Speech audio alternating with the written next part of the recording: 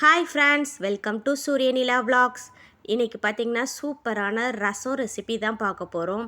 அரைச்சி வச்சு செய்யறதுங்க. இந்த ரசம் டேஸ்ட்டாக இருக்கும். ரசம் பிடிக்காதவங்க கூட தட்டு நிறைய ஊற்றி சாப்பிடுவாங்க. கண்டிப்பாக இந்த மாதிரி ட்ரை பண்ணி பாருங்கள். அதுக்கு தேவையானது ஒரு கைப்பிடி அளவு சின்ன வெங்காயம், பூண்டு ஒரு பூண்டு ஃபுல் பூண்டு, மீடியம் சைஸ் தக்காளி 2 கட் பண்ணி வச்சுருக்கேன், வரமிளகா 3, கருவேப்பிலை கொஞ்சம், மிளகு 1/2 ஸ்பூன், மல்லி ஜீரகம் 1 ஸ்பூன், மஞ்சத்தூள் பெருங்காயத்தூள், லெமன் சைஸ் அளவு புளியை கரைச்சி வச்சுருக்கேன், கடுகு தாளிக்கிறதுக்கு. ஒரு வடைச்சட்டியில் 2 ஸ்பூன் எண்ணெய் ஊற்றிட்டு எண்ணெய் நல்லா காஞ்சதுக்கப்புறம் சின்ன வெங்காயம் பூண்டு 2ஐயும் ஒன்றாவே ஆட் பண்ணிக்கலாம். காரத்துக்கு நான் 3 மிளகா வத்தல் எடுத்திருக்கேன். உங்களுக்கு எவ்வளோ காரம் வேணுமோ அவ்வளோ எடுத்துக்கலாங்க. உங்களுக்கு ஃபுல்லாகவே மிளகு சேர்த்திக்கிறேன் அப்படின்னாலும் மிளகே சேர்த்திக்கோங்க.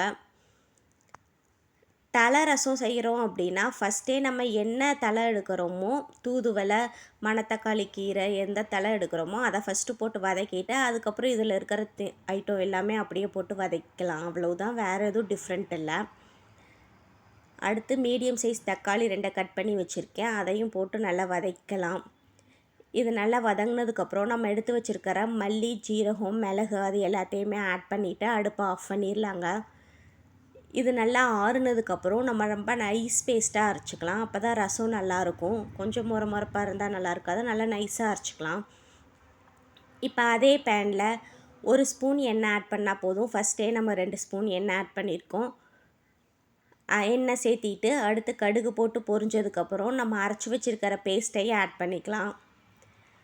நம்ம முதல்ல வதக்கி தான் அரைச்சிருக்கோம், அதனால் பார்த்திங்கன்னா லைட்டாக வதக்குனா போதும். மஞ்சத்தூள் கொஞ்சம் பெருங்காயத்தூள் கொஞ்சம் ஆட் பண்ணிக்கலாம். இது வதங்கினதும் நம்ம புளி பார்த்திங்கன்னா கரைச்சி வச்சுருக்கோம், அதை சேர்த்திக்கலாம். அதுக்கு முன்னாடி ஒரு வரமிளகாயையும் கருவேப்பிலையும் இதில் ஆட் பண்ணிக்கலாம். புளியை பார்த்திங்கன்னா எப்பயுமே நம்ம ஊற வைக்கிறதுக்கு முன்னாடி லைட்டாக ஒரு அலாசிடணுங்க. இல்லைன்னா அதில் கல் அந்த புளியோட தோல் ஓடெல்லாம் இருக்கும். நல்லா அலாசிட்டு அதுக்கப்புறம் ஊற வைக்கணும். முடிஞ்சால் பார்த்திங்கன்னா வடித்து கூட யூஸ் பண்ணிக்கலாம், நல்லது தான். அதே மாதிரியே ரசத்துக்கு பார்த்திங்கன்னா மல்லித்தலையை நம்ம லாஸ்ட்டாக எப்பயுமே கட் பண்ணி போடுவோம். அந்த மாதிரி கட் பண்ணி போடுறத விட மல்லித்தலையை நம்ம தண்ணியில் நல்லா புழிஞ்சு விட்டு போட்டோன்னா அதில் இருக்கிற சாறு எல்லாமே தண்ணியில் இறங்கும். அந்த டேஸ்ட் ரொம்ப டிஃப்ரெண்ட்டாக இருக்குங்க. ட்ரை பண்ணி பாருங்கள் அந்த மாதிரி. நான் மல்லித்தலை பார்த்திங்கன்னா புளி தண்ணி வடிச்சிட்டு அந்த புளி தண்ணியில் போட்டு அப்படியே நல்லா புழிஞ்சிருவேன், கசக்கிடுவேன். அதுக்கப்புறம் தான் அதை ஆட் பண்ணுவேன். லாஸ்ட்டாக வேணால் கொஞ்சம் மல்லித்தலையை கட் பண்ணியும் போட்டுக்கலாம்.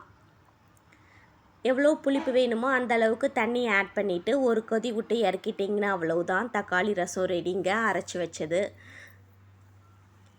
இது ரொம்ப டேஸ்ட்டாக இருக்குங்க. கண்டிப்பாக ட்ரை பண்ணி பாருங்கள். இந்த வீடியோ உங்களுக்கு பிடிச்சிருந்தா லைக் பண்ணுங்கள், சப்ஸ்கிரைப் பண்ணுங்கள். தேங்க்ஸ் ஃபார் வாட்சிங். பாய் பாய். நெக்ஸ்ட் வீடியோவில் பார்க்கலாம்.